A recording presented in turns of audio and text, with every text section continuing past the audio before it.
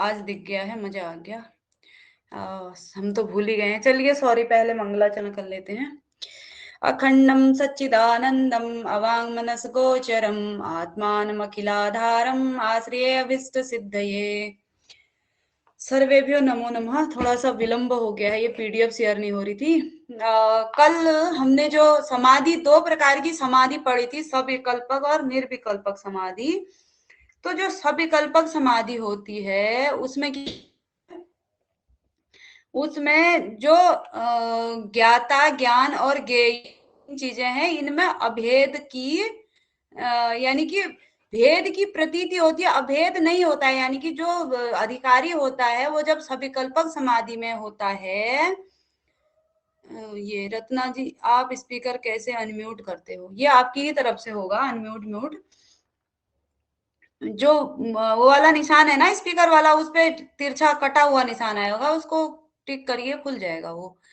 तो जो वो अधिकारी होता है, आज एक नए भैया देख रही हूँ मैं, उत्तम भाई जी, स्वागत है आपका। जो अधिकारी होता है उसको अपने में और ज्ञेय यानी कि उस ब्रह्म तत्व में भेद की प्रतीति होती है। उसको पता होता है मैं अलग हूं और मैं ब्रह्म को जानने वाला हूं, ऐसी जो है उसके अंदर भेद की प्रतीति होती है। ज्ञात ज्ञान वाला जो इसमें वो था, पंक्ति थी ऊपर होगी। तो यहाँ पर जो है निर्विकल्पक तू ज्ञात ज्ञानादि विकल्प लय अपेक्षा अद्वितीय वस्तुनि। सबसे पहले सविकल्पक हम देख लेते हैं, इससे ऊपर होगी। तत्र सविकल्पको नाम ज्ञात ज्ञानादि विकल्प लय अनपेक्षया अद्वितीय वस्तुनि तद आकार कारितया चित्तवृत्ते अवस्थानम। यहाँ पर कह रहे हैं सविकल्पक समाधि में तो क्या होता है, सविकल्पक समाधि में ज्ञात्री ज्ञान और ज्ञेय जो होता है उसमें उन तीनों के लय की अपेक्षा के बिना, यानी कि इन तीनों के लय की अपेक्षा नहीं किया जाता है। उस व्यक्ति को पता होता है, जो अधिकारी होता है, कि मैं ज्ञाता हूँ, ब्रह्म ज्ञेय है और मैं उसको जान रहा हूँ। तो ये उसमें जो है लय की अपेक्षा नहीं किया जाता है, यानी कि उन तीनों चीजों में होता है भेद। वो सविकल्पक समाधि में जो अधिकारी है वो जानता है। लेकिन जिस प्रकार से ये मिट्टी के हाथी वाला उदाहरण दिया, मिट्टी का हाथी बनाता है तो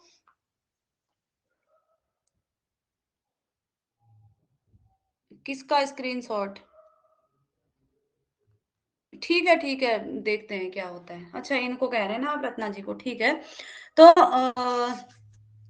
सविकल्पक समाधि में उसमें जो है लय की अपेक्षा किए बिना ही उसको पता होता है कि मैं अलग हूँ, ज्ञाता हूँ और ब्रह्म ज्ञेय है। तो ये जो ज्ञान की प्रक्रिया चल रही है नहीं होता है, बिना लय के ही समाधि में होता है वो व्यक्ति। तो वहां पर इस प्रकार से, जैसे मिट्टी का हाथी है, कुम्हार मिट्टी के हाथी को बना रहे हैं हाथी के आकार में, लेकिन सामने वाले देखने वाले व्यक्ति को पता होता है कि ये जो है असली हाथी नहीं है, ये मिथ्या है, ऐसा जो है ज्ञान रहता है। तो इसी प्रकार से उसमें भी उसको उसमें जो अंतर रहता है, मतलब मिट्टी और ये हाथी बना हुआ नकली हाथी है, ये मिट्टी है, ऐसा उसमें ज्ञान रहता है। लेकिन जो निर्विकल्पक समाधि होती है उसमें ज्ञात भेद प्रतीति हो जाती है। होता है वो जो व्यक्ति होता है, जो उसको अधिकारी जो होता है, उसका ब्रह्म में ही लय हो जाता है। तो वो अभेद की प्रतीति होती है, आपको भी भूल जाता है। तो इस प्रकार से जो है सविकल्पक और निर्विकल्पक समाधि को हमने देखा। उसके बाद आगे जो है ये इसका जो निर्विकल्पक समाधि के लिए उदाहरण दिया है यहाँ पर, जिस प्रकार से नमक पानी में घुल जाता है उसी प्रकार से होता है, ये ज्ञेय में लय हो जाता है। तो वो होती है निर्विकल्पक समाधि। अब इस निर्विकल्पक समाधि के एक तो क्या होते हैं, 8 अंग होते हैं। इसको सविकल्पक से निर्विकल्पक में जाने के लिए कुछ विघ्न भी होते हैं, 4 प्रकार के वो विघ्न होते हैं। सविकल्पक समाधि में विघ्न उत्पन्न हो गया तो फिर निर्विकल्पक समाधि नहीं हो पाती है, सामान्य शब्दों में समझ सकते हैं। ये निर्विकल्पक समाधि के अंग हैं। यम, नियम, आसन, प्राणायाम, प्रत्याहार, धारणा, ध्यान और समाधि जो है ये निर्विकल्पक समाधि के 8 अंग हैं। यम, नियम, आसन, प्राणायाम, धारणा, ध्यान और समाधि। तो फिर आगे इन्हीं को हम पढ़ेंगे। तत्र अहिंसा, पहले हमने यम बोला ना, तो उनमें जो है यम, तत्र अहिंसा, सत्य, अस्तेय, ब्रह्मचर्य, अपरिग्रह, यमा। ये जो है यम है, 5 यम 5 नियम है। अहिंसा, किसी की हिंसा न करना, किसी को मारना ना। असत्य, सत्य, सत्य का भाषण करना, सत्य बोलना। अस्तेय का मतलब होता है चोरी न करना। ब्रह्मचर्य का मतलब होता है ब्रह्मचर्य का पालन करना। और अपरिग्रह यानी कि ज्यादा संग्रह न करना, ये होता है अपरिग्रह। इस प्रकार से अहिंसा, सत्य, अस्तेय, ब्रह्मचर्य और अपरिग्रह ये यम है। उसके बाद शौच, संतोष, तप, स्वाध्याय, ईश्वर प्रणिधान आदि जो है ये में शौच, संतोष, तप, स्वाध्याय और ईश्वर प्राणिधान। तो शौच स्वच्छता, संतोष करना, तपस्या तप और स्वाध्याय और ईश्वर प्रणिधान, इस प्रकार से ये नियम है।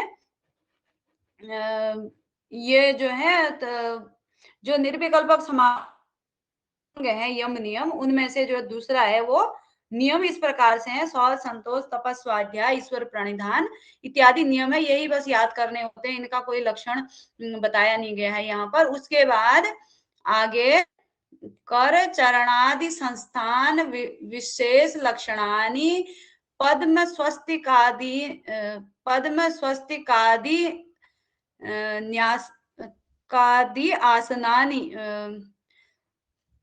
पद्म स्वस्तिकादि अधीन आसनानि, यहाँ पर ये ई होगा, उसको आगे से अ होने के कारण ये यण हो गया यहाँ पर।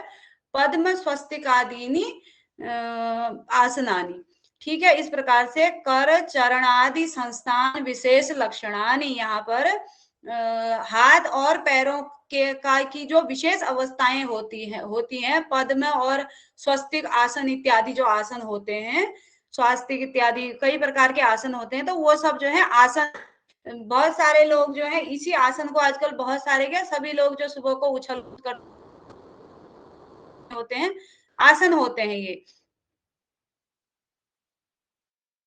विशेष जो आसन होते हैं पद्म स्वास्तिक इत्यादि, वो आसन के अंतर्गत आते हैं। उसके बाद प्राणायाम क्या है? पूरक लक्षणाः प्राण निग्रहोपायाः प्राणायाम। तो रेचक, कुंभक, पूरक इत्यादि जो होते हैं वो प्राण निग्रह के जो उपाय हैं ये प्राणायाम कहलाते हैं। आज मेरा नेटवर्क प्रॉब्लम हो रही है या आप सब लोगों के जुड़ रहे हैं और जा रहे हैं बहुत सारे लोग, क्या प्रॉब्लम होगी? बहन का भी स्वागत है। तो रेचक, पूरक, कुंभक आदि जो है इनको प्राणायाम कहते हैं। और हाथ और पैर वो क्या कहलाती हैं? आसन कहलाती हैं। तो यम, नियम, आसन तीसरा जो है आसन बाद चौथा प्राणायाम हो गया। उसके बाद इंद्रियाणाम स्वविषयेभ्यः प्रत्याहरणम प्रत्याहार। प्रत्याहार क्या होता है? इंद्रियों का अपने विषय से प्रत्याहरण, यानी कि इंद्रियों को अपने विषयों से हटाना, अपने विषयों में आसक्त न करना। जैसे इंद्रियों के विषय क्या क्या हैं? नाक का सूंघना, आंख का देखना, कान का सुनना, तो इस प्रकार के विषय में उन इंद्रियों की आसक्ति नहीं होनी चाहिए, यही क्या है? प्रत्याहार है। और उसके बाद अद्वितीय वस्तुनि अंतर इंद्रिय धारणम, धारणा। अद्वितीय वस्तु, अद्वितीय वस्तु क्या है? वो क्या है? ब्रह्म है। अद्वितीय वस्तु ब्रह्म है। को अंतर इंद्रिय यानी कि मन में धारण करना क्या होता है? धारणा। उसके बाद तत्र अद्वितीय वस्तुनि विच्छिद्य विच्छिद्यांतर इंद्रिय वृत्ति प्रवाहो ध्यानम। अब जो है उस धारणा, क्योंकि क्रमशः दिए गए हैं यम, नियम, आसन, प्राणायाम, धारणा।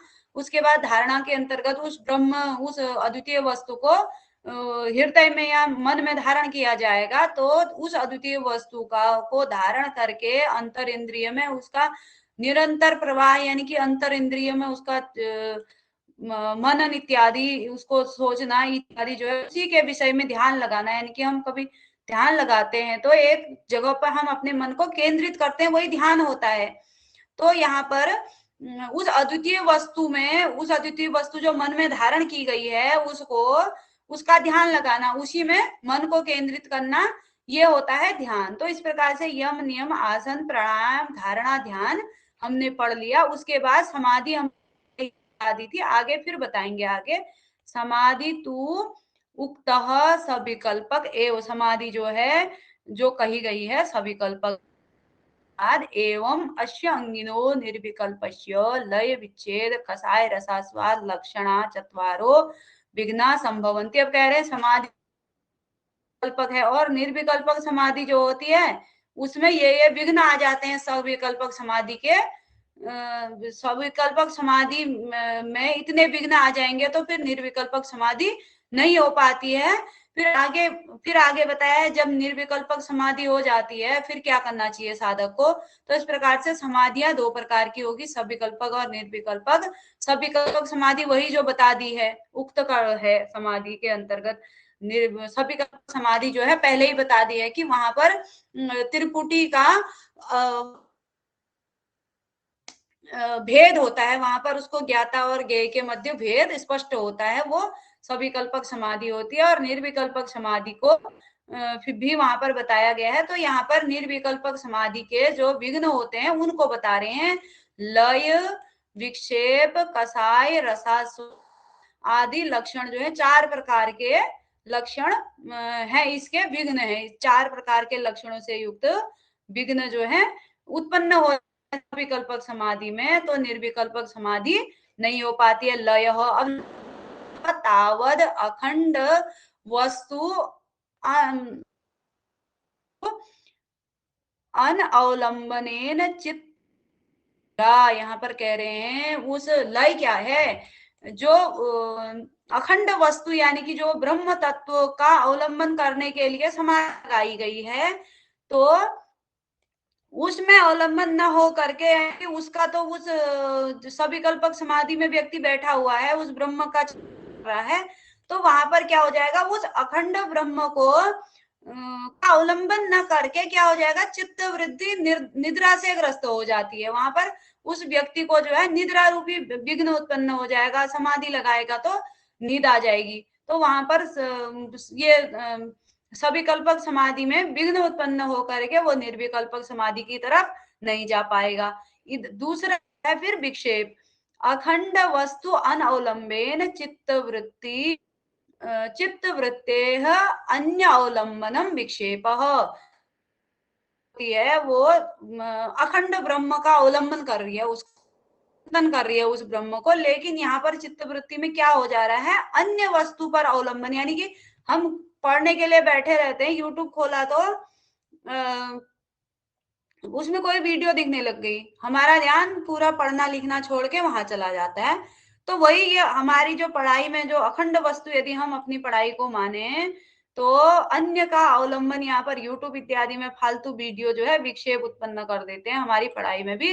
इसी प्रकार से सविकल्पक समाधि में बैठा हुआ वो व्यक्ति जब उस अखंड वस्तु का अवलंबन कर रहा होता है, उसका चिंतन कर रहा होता है, तो उसकी चित्त वृत्ति किसी अन्य वस्तु का अवलंबन करने लग जाती है, तो इसी को विक्षेप कहा जाता है। उसके बाद आगे चलेंगे, दो चीजें हमने देख ली, विक्षेप, उसके बाद लय विक्षेपा भावे अपि, लय विक्षेप अभावे अपि चित्त वृत्ते रागादि वासनया स्तब्धि भावाद अखंड वस्तु अनअवलंबनम कसाय। अब कसाय क्या है, वो जो है जो अधिकारी सविकल्पक समाधि में बैठा था, उसको निद्रा भी नहीं आई, विक्षेप भी नहीं हुआ, तो अब क्या होगा, उसके मन में कहीं ना कहीं पूर्व, मतलब क्योंकि मनुष्य ना अभी वो अधिकारी बन करके जो है वो अभी इस संसार में ही जीवित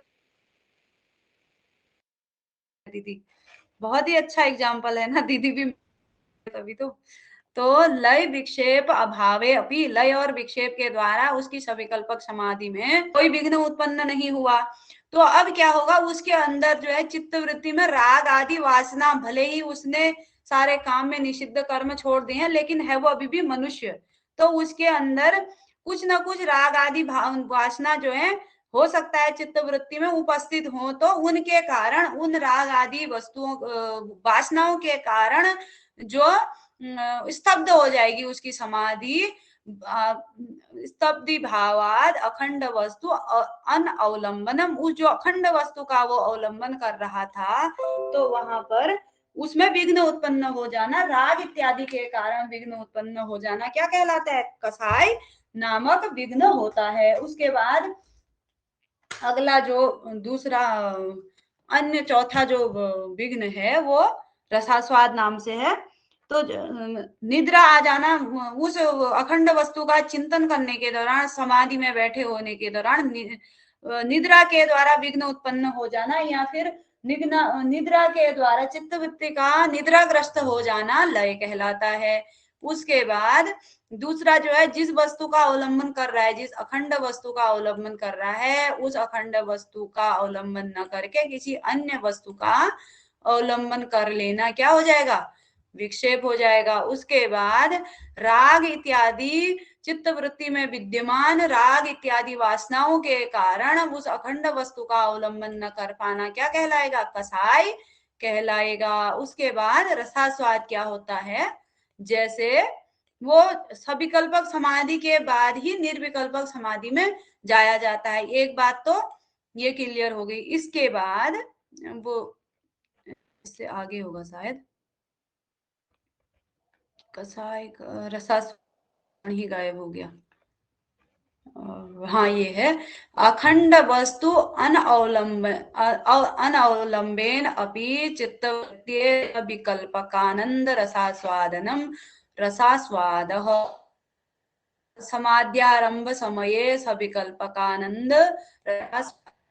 यहाँ पर कह रहे हैं कि कसाय क्या कहते हैं, लय विक्षेप और कसाय तीनों चीजों के द्वारा विघ्न उत्पन्न नहीं हुआ वो साधक जो है, वो अधिकारी जो ब्रह्म तत्व का चिंतन करने में लगा है, वो सविकल्पक समाधि में बैठा हुआ है। तो अब क्या हो रहा है, उस सविकल्पक समाधि को ही निर्विकल्पक समाधि समझ लेना, यानी कि उसे उस सविकल्पक समाधि में ही आनंद आने लगता है। वो सोचता है कि मैंने ये सविकल्पक समाधि में हूं, तो मैंने ब्रह्म तत्व को जान लिया है। तो सविकल्पकानंद रसास्वादनम रसास्वाद, इतना आप लोग वैसे याद कर लीजिएगा परीक्षा की दृष्टि से।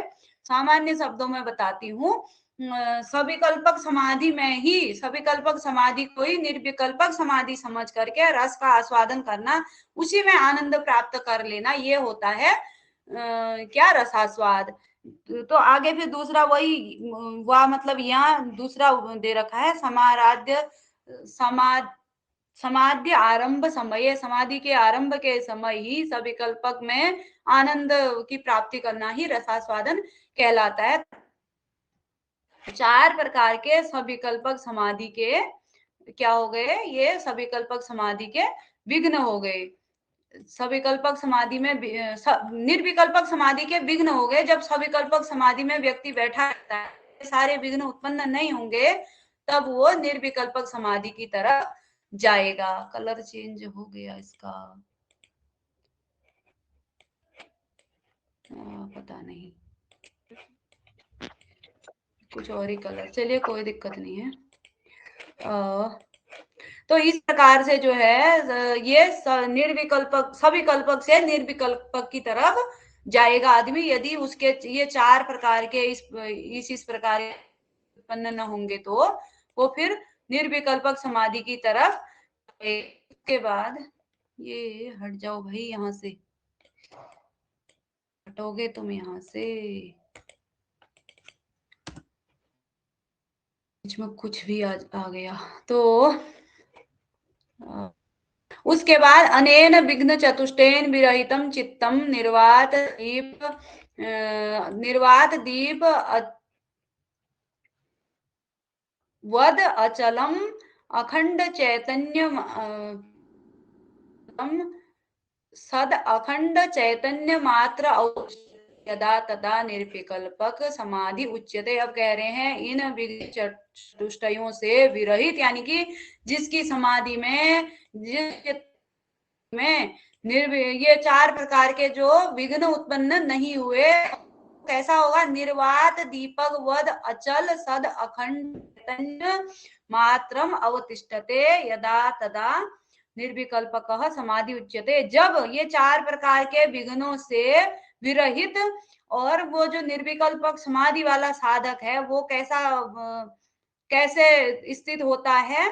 जिस प्रकार से निर्वात में दीपक अचल रहता है, यानी कि जहां पर हवा नहीं होती है, दीपक की लौ यदि आपने एकदम सीधी और बिल्कुल भी वो हिलती डुलती नहीं है, तो इस प्रकार से जो है वो अखंड चैतन्य मात्र में जो है अवतिष्ठित रहता है। उस अखंड चैतन्य मात्र का ध्यान में जो होता है वो निर्विकल्पक समाधि में से युक्त जो साधक होता है वो रहता है। 4 प्रकार के विघ्न उत्पन्न नहीं होंगे तो फिर वो निर्विकल्पक समाधि हो जाएगी। और निर्विकल्पक समाधि में चित्त जो मन होता है वो निर्वात में जिस प्रकार से जहां हवा नहीं होती है वहां पर दीपक स्थिर रहता है, वैसे ही वो साधक भी निर्विकल्पक समाधि में स्थिर रहता है। इसे ही निर्विकल्पक समाधि कहते हैं। तो इस प्रकार से ये तद उत्तम कहा करके किसी अन्य गौड़पाद कारिका यहाँ पर दे दी गई है। लय संबोधयेत चित्तम।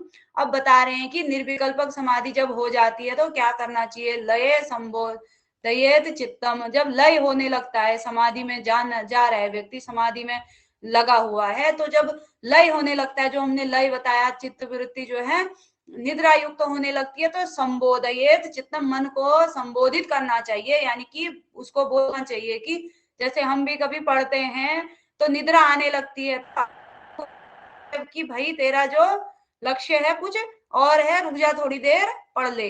तो इसी प्रकार से यदि उस साधक को भी निद्रा आने लग, अपने चित्त को संबोधित करना चाहिए, यानी विक्षिप्तम समयेत पुनः। जब विक्षिप्त हो जाता है यानी कि कहीं और भटकने लगता है तो उसको पुनः संभाल लेना चाहिए या समन करना चाहिए। जहां पर अन्य जगह वो भाग रहा है मन, तो उसको एकत्रित करके फिर अपने लक्ष्य की तरफ को लाना चाहिए। स कसायम, जब कसाय उत्पन्न होने लगता है, जो राग इत्यादि के कारण उत्पन्न होने लगता है, तो क्या हो रहा है ये? तो इस प्रकार से जो है ये बताया है। संप्राप्तम न चालयेत, कि जब निर्विकल्पक समाधि हो जाती है, विघ्न उत्पन्न नहीं होता है, तो फिर उसको यानी कि उसको चंचल नहीं करना चाहिए। यदि मन लग गया है उस ब्रह्म तत्व में, मन उसमें स्थिर हो गया है, तो फिर चंचलता नहीं करनी चाहिए, यहाँ उसको विचलित उस मन को नहीं करना चाहिए। इस प्रकार से जो है बताया गया है।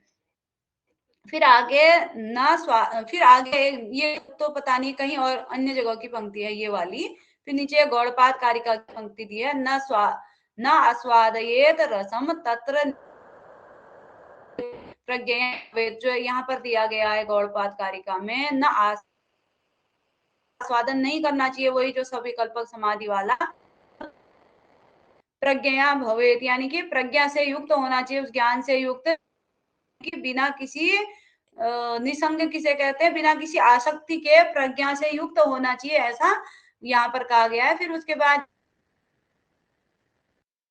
यथा दीपो निवातस्ते निर्वातस्थो होना चाहिए, निर्वातस्थो नेअंगिते सोमपा स्मृता। तो इस प्रकार से जो है वही दीपक जिस प्रकार से निर्वात में स्थिर रहता है, तो ऐसा जो है ये गीता, भगवत गीता के 6ठे अध्याय में ये दिया गया है। इस प्रकार से 4 प्रकार के विघ्नों के द्वारा जब सविकल्पक समाधि में विघ्न उत्पन्न हो जाते हैं तो निर्विकल्पक समाधि नहीं हो पाती है। अब यदि निर्विकल्पक समाधि हो गई तो फिर मन को विचलित नहीं करना चाहिए। निर्विकल्पक समाधि हो जाती है, वह दीपक के समान। हमने इसके जो समाधि के जो विघ्न थे इनका, और समाधि के निर्विकल्पक समाधि के 8 अंग, यम नियम आसन धारणा ध्यान समाधि, इस प्रकार से हमने ये पढ़े। तो उसके बाद अब एक ही चीज़ यहाँ पर बचती है, जीवन मुक्त, जिसकी निर्विकल्पक समाधि हो जाती है, वो फिर क्या हो जाता है, जीवन मुक्त हो जाता है, यानी कि वो फिर जो है ये सांसारिक माया मोह इत्यादि से मुक्त हो जाता है। तो इस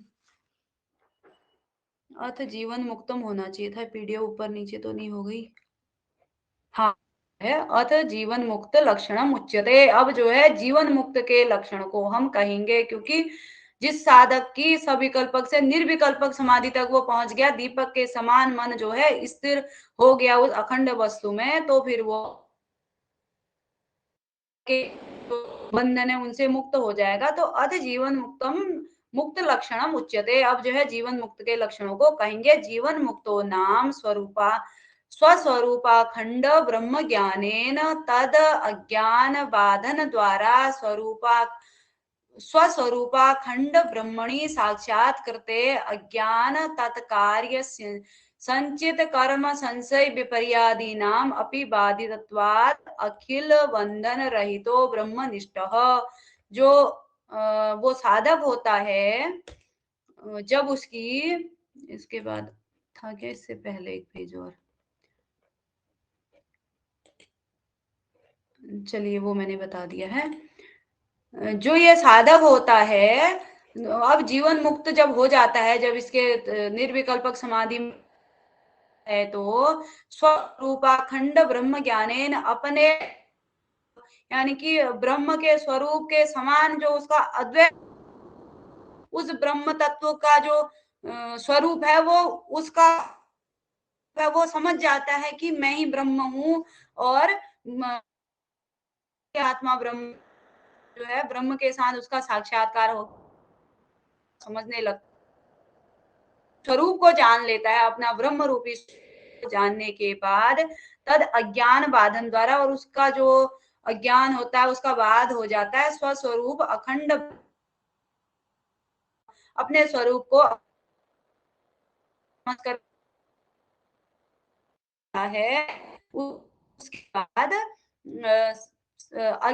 अज्ञान तद कार्य पर्यादी नाम अपनी बाधित वाद, और जो उसका अज्ञान है, जो कार्य है संचित कर्म और संशय विपर्य इत्यादि जो अज्ञान के कार्य हैं, उनका भी बाध हो जाता है। अखिल बंध रहितो ब्रह्मनिष्ठ, संपूर्ण बंधों से रहित वो जो ब्रह्मनिष्ठ हो जाता है, उसी को जो है जीवन मुक्त कहेंगे। अखिल ब्रह्म बंध रहितो ब्रह्मनिष्ठ कह, अखिल बंध रहितो ब्रह्मनिष्ठ जीवन मुक्त। ये आपकी परीक्षा के लिए एक प्रश्न भी यहाँ से तैयार हो गया।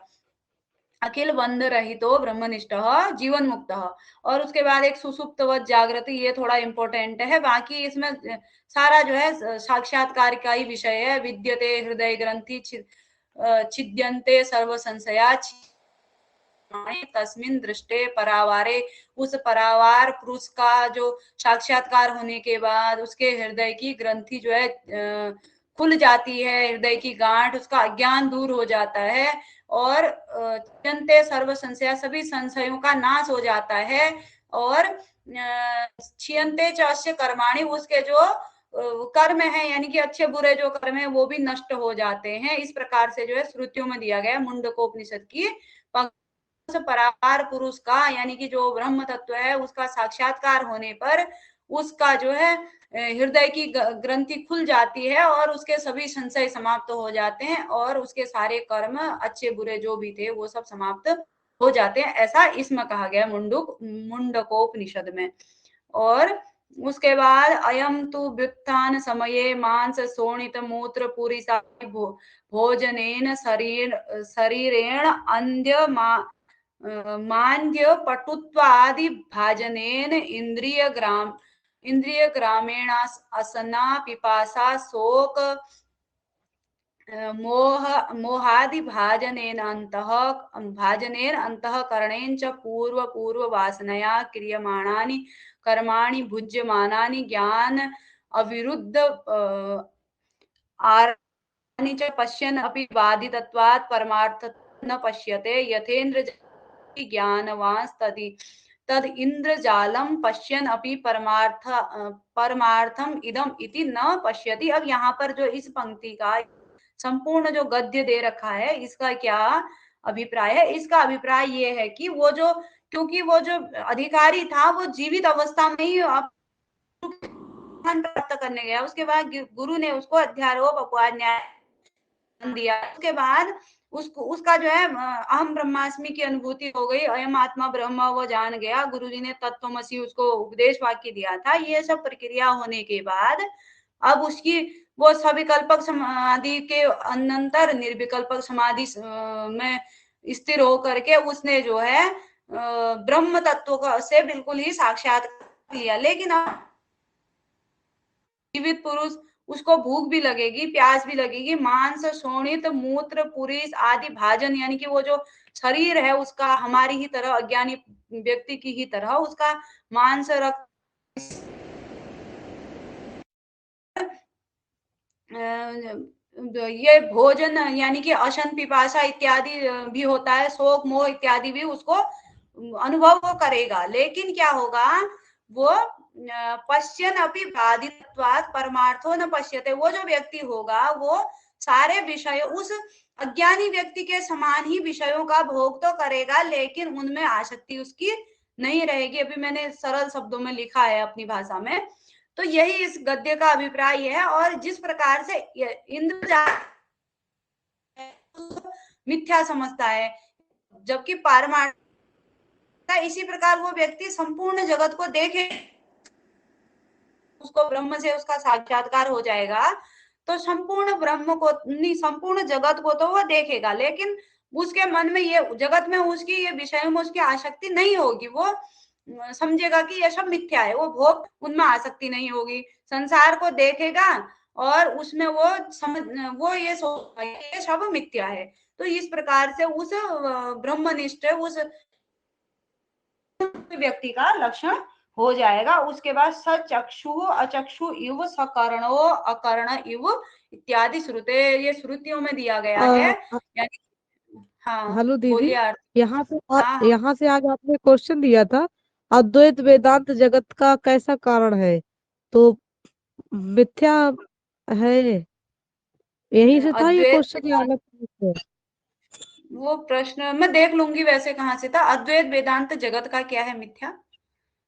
हाँ हाँ अद्वैत हाँ हाँ। वेदांत ये क्या जगत क्या होगा? मिथ्या, हाँ जगत तो मिथ्या ही है, चाहे कहीं के अनुसार हो। हाँ हाँ, यही हम कहे यही का विषय है, वो ये पूछना चाह रहे हाँ हाँ, ये वेदांत का ही ये विषय समझ हुआ, ये जगत इत्यादि का जो वर्णन है ना, वेदांत का ही विषय हुआ। वो वेदांत में ही तो ऐसा कहा गया है, ब्रह्म सत्यम जगन मिथ्या। हाँ हाँ हाँ, आज मैंने नहीं हम ये पूछ रहे हैं, इस लाइन का ये विषय है, ये पूछ रहे थे बस। लाइन का वैसे विषय इतना ये समझने योग्य विषय है ना, यहाँ से तो मैंने ये देखा थोड़ी था, वो तो कहीं प्रश्न पत्र से शायद प्रश्न बनाया होगा। तो ये संपूर्ण में ही ब्रह्म सत्यम जगन मिथ्या है, तो वेदांत का ही विषय था, तो इस लाइन से कोई मतलब नहीं है उसका।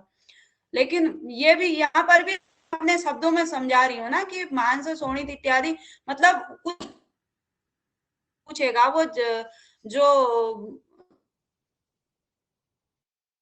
जो व्यक्ति होता है वो कैसा होता है, तो वो ऐसा होता है, वो मनुष्य के समान ही, यानी कि अज्ञानी व्यक्ति के समान ही शरीरधारी होगा, और विषयों को भी वो, जब तक उसका जीवन है, ये नहीं कि उसको समाधि प्राप्त हो गई तो उसका जीवन समाप्त नहीं हुआ है, वो अभी भी संसार में ये बेटा मेरा है, ये बेटी मेरी है, या ये सारे जो वस्तुएं हैं ये सब मेरी हैं, हम ऐसा समझ लेते हैं। लेकिन उस व्यक्ति को यदि जब उसको ब्रह्म का ज्ञान हो जाएगा, उसको पता लग जाएगा ब्रह्म ही एकमात्र सत्य है, ये सारी चीजें झूठी हैं, मिथ्या हैं, तो उसको फिर उसमें आसक्ति नहीं रहेगी। विषयों का भोग भी करेगा तो फिर भी उसकी आसक्ति, सचक्षु अचक्षु यानी कि देखता हुआ भी वो नहीं देखेगा, या उसके पास आंख अब भी जो है वो ऐसा महसूस होगा कि ये देख ही नहीं रहा, महसूस करेगा मैंने कुछ नहीं देखा ऐसा। सकर्णो अकर्ण, मतलब कान होते हुए भी जो है वो सुनता हुआ भी नहीं राय है। उसके बाद सुसुप्तवत जागृति यो न पश्यति द्वयम च पश्यन् अद्वै अद्वैतवत वतः अद्वैत तत्ववत। तो यहाँ पर है सुसुप्तवत जागृति, सोता हुआ जो है वो जागेगा, यानी कि सुसुप्ति अवस्था में जिस प्रकार से सब कुछ शून्य, कुछ नहीं पता है, तो इस प्रकार से वो जागेगा। और यो न पश्यति द्वयम, वो देखता हुआ भी, द्वयम च पश्यन्नपि, देखता हुआ भी, दो चीजों को देखता हुआ, यानी कि दो मतलब एक खुद को और दूसरा ब्रह्म को, यानी कि अलग अलग द्वैत वो देखता हुआ भी अद्वैत के समान जो है समझेगा, यानी कि द्वैत में भी वो अद्वैत समझेगा, उसको अपने शरीर को देखेगा या खुद को देखेगा और ब्रह्म कुछ और ही वस्तु है, ऐसा उसको द्वैत का एहसास होगा, लेकिन वो उसमें भी अद्वैत को देखेगा। इस प्रकार से जो है इसका अभिप्राय है। उसके बाद आशीष जी नमो नमः। तथा च कुर्वन्नपि निष्क्रियः च, वो जो है करता हुआ भी अकर्ता होगा, यानी कि वो कर्म इत्यादि करेगा संसार में, लेकिन वही बात आती है कि उसके कर्मों में कोई आसक्ति नहीं रहेगी, यानी कि वो निष्काम भाव से कर्म करेगा।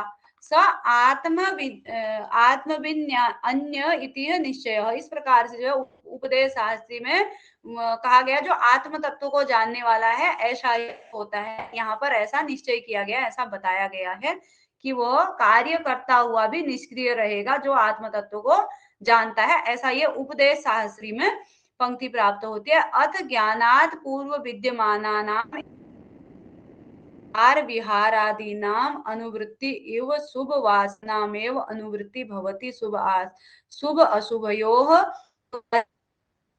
यहाँ पर कह रहे हैं कि उस जब इसके बाद जो है अनंतर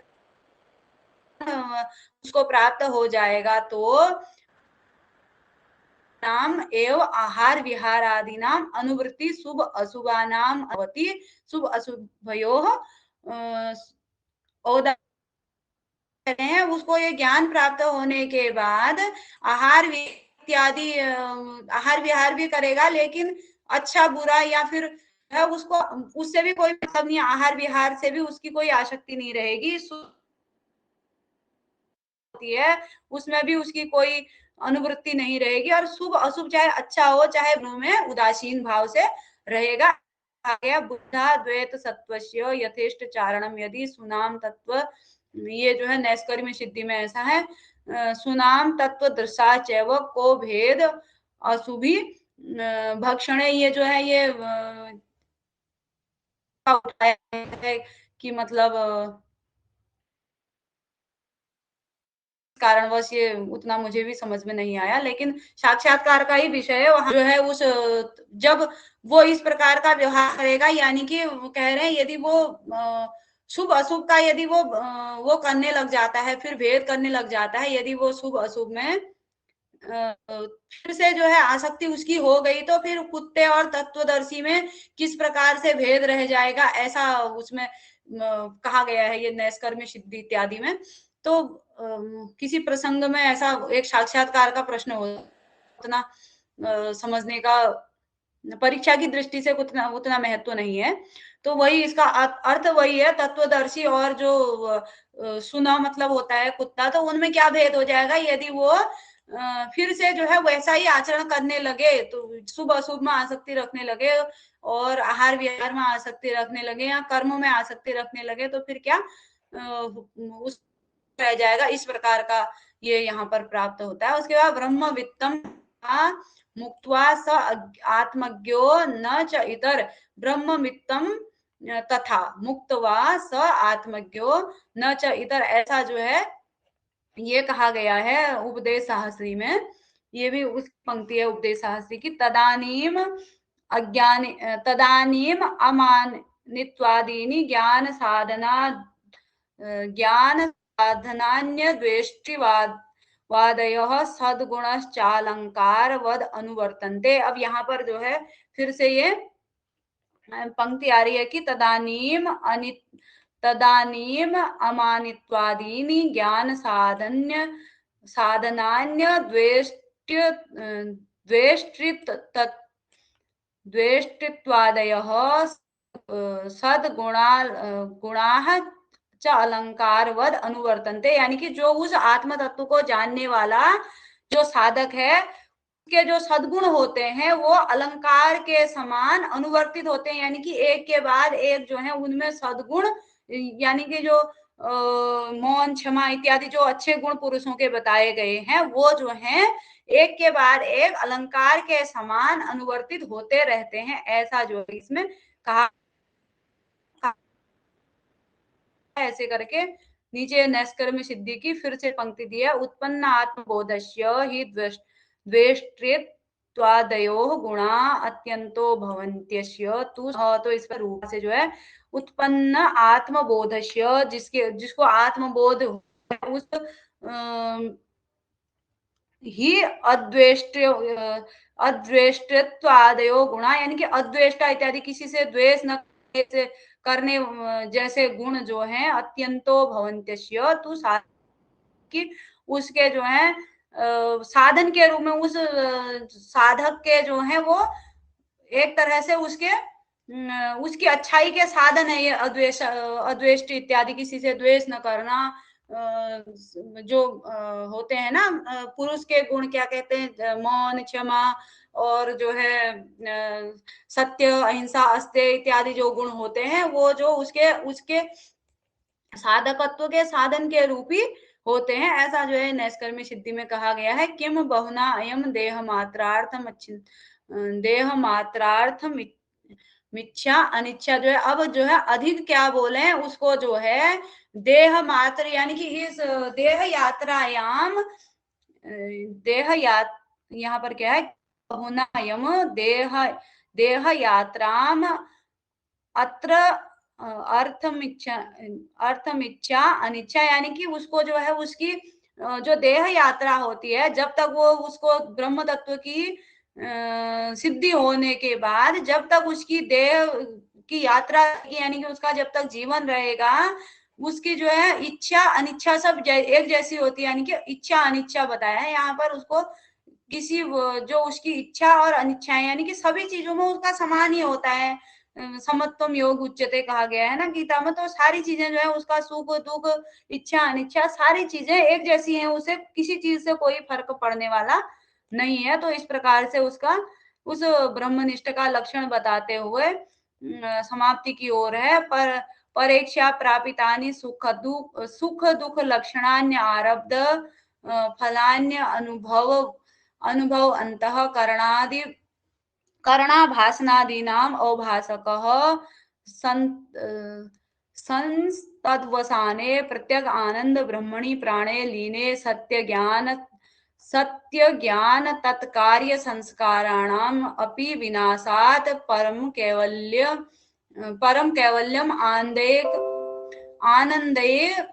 आनंदेक रस अखिल भेद प्रतिभास रहितम अखंड ब्रह्मवत अवतिष्ठते। अब कह रहे हैं जब उसका जो है इस प्रकार से जो है इच्छा अनिच्छा सुख दुख इत्यादि सारी चीजें उसमें समान ही रहती हैं, उसके बाद जब सुख दुख भी जो है उसका समान ही रहता है, उसके बाद इस प्रकार से आरब्ध फलों का अनुभव करता हुआ करणादि भासनादि नाम अवभासक, जो इस प्रकार के लक्षणों को अवभाषित करने वाले उसके अंतःकरण, उसके बाद तद अवसाने, यानी कि उसकी समाप्ति होने पर, उसके सारे उसका जीवन समाप्त होने पर, शरीर समाप्त होने पर उसके सारे वो अंतःकरण इत्यादि भी समाप्त हो जाते हैं। प्रत्येक आनंद पर ब्रह्मणी प्राणे लीने, उसके जो प्राण होते हैं वो प्रत्येक आनंद पर ब्रह्म में लीन हो जाते हैं। सत्य ज्ञान तत्कार्य संस्काराणाम अपि विनाशात्, सत्य ज्ञान इत्यादि जो उसके तत्कार्य संस्कार इत्यादि जो उसके थे उनका भी विनाश होने के बाद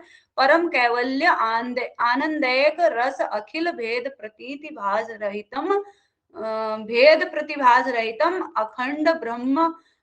अखंड ब्रह्मा अवतिष्ठते, यानी कि जो है उसका जो संपूर्ण जो उसका ज्ञान था, ज्ञान तो पहले ही नष्ट हो गया था, जो उसके सुख दुख इत्यादि जो थे उसके एक जैसे ही थे, उसको सुख दुख इत्यादि से फिर कोई खास मतलब नहीं था। और उसके बाद इस प्रकार से संसार को अनुभव करता हुआ वो उसके जो अंतःकरण इत्यादि थे वो भी जो है समाप्त हो जाते हैं उसके शरीर के साथ ही, और प्रत्येक आनंद ब्रह्मणी प्रत्येक आनंद ब्रह्म में उसके प्राण लीन हो जाते हैं और सत्य ज्ञान तत्कार्य संस्कार इत्यादि भी विनाश हो जाते हैं। विनाश होकर के उसको परम कैवल्य आनंद अखिल भेद प्रतिभास रहित यानी कि अखंड अखिल भेद संपूर्ण भेदों से रहित, भेदों के प्रकाशन से रहित अखंड ब्रह्म में वो स्थिर हो जाता है, उसमें लीन हो जाता है। इस प्रकार से ये जो अधिकारी था वो आज समाप्त हो चुका है। उसका ये इस प्रकार से उसके जीवन की गति होगी। न तस्य प्राणा उत्क्रामंती, उसके जो है प्राण उत्क्रांत नहीं होते हैं, ऐसा बृहदारण्यक उपनिषद में दिया गया है। उसके बाद अतरेव सम अवनीयन्ते, ये बृहदारण्यक उपनिषद में ही एक पंक्ति दी गई है। उसके बाद विमुक्तश्च विमुच्यते, इस प्रकार से जो है कठोपनिषद में उस ब्रह्मनिष्ठ अधिकारी के लिए कहा गया है। उसके बाद इति सदानंद योगींद्र विरचितो वेदांत सार नाम ग्रंथ समाप्त। इस प्रकार से जो है जैसा भी हम बता पाए आज ये ग्रंथ समाप्त हो चुका है।